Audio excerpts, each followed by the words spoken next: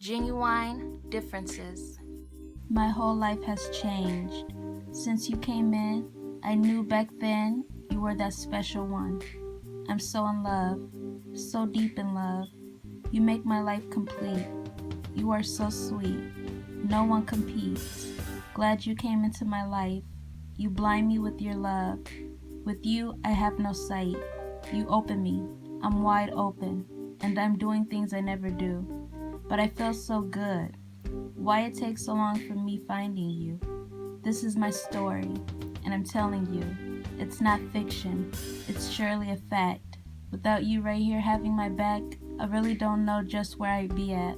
I analyzed myself. I was buck wild. Never thought about settling down, but all the time I knew I was ready, but not with all my friends around. I put you first now. You made me, helped mold me, turned me into a man.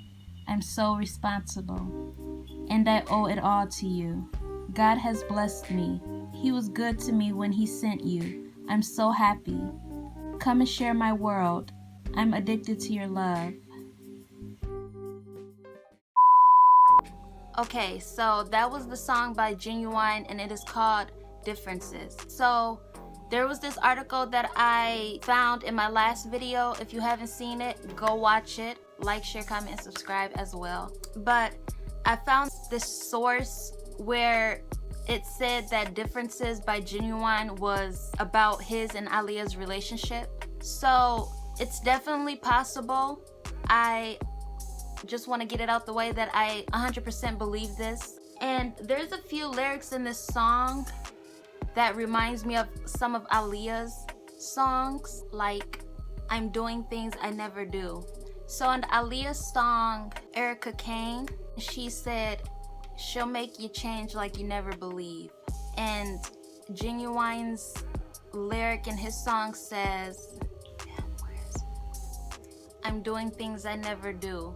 So it's kind of like some of their songs are kind of like going back and forth. Another lyric in this song reminds me of one of Aaliyah's lines in her song. Damn, this is harder than I thought. Fuck.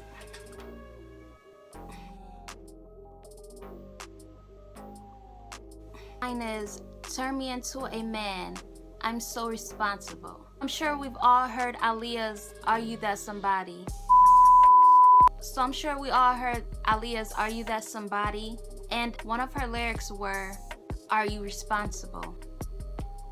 There's not really much more to say about this. All the proof is in the songs.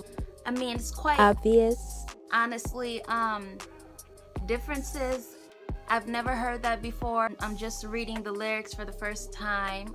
So yeah, it kind of sounds like this song could possibly be about Aaliyah. People keep saying that Aaliyah and Ginuwine denied ever being together. That doesn't necessarily mean they weren't actually together. There could be so many reasons as to why they wanted to keep it a secret. But like I said before, having a relationship in the music industry is not something that you should just make public. It's believable when they say that they didn't date because they weren't really together that long, from what I can tell. Also in Differences by Ginuwine, he says, I analyzed myself, I was buck wild, never thought about settling down. But all the time I knew I was ready, but not with all my friends around. So that just sounds like a line where he was referring to his friends Missy, Timbaland, and you know, all of them. I'm sure as friends, they like to have fun, party. They had different kind of influence around them to where they were kind of indecisive about settling down. In Aaliyah's songs, it's a more mature vibe. If you listen to her songs in 1 in a Million, basically like Are You That Somebody, that's kind of like Are You that one? You know, can you be trusted? Are you responsible? Can you handle a relationship?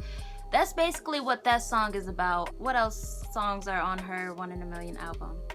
If Your Girl Only Knew, that's basically like him being a player trying to holler at someone else when he is already in a relationship. That kind of sounds like Ginuwine. It's like hidden messages. I truly believe that songs do have messages in them, and that's something that Tupac was trying to tell us. I'm just gonna put the clip right here because I don't want to butcher anything he was saying. Listen to the words that people say in their lyrics and listen to what they saying. Don't just bob your head to the beat. But yeah, there's so many songs on this album that speaks about trusting someone, making sure that they're responsible to carry out a serious relationship. I think four-page letter was written about Ginuwine, and a lot of people also make it a point to say that the artist who sings the songs doesn't necessarily write them. That has nothing to do with it. They have the right to choose which songs they want to sing. There's so many things, like you can't just pinpoint one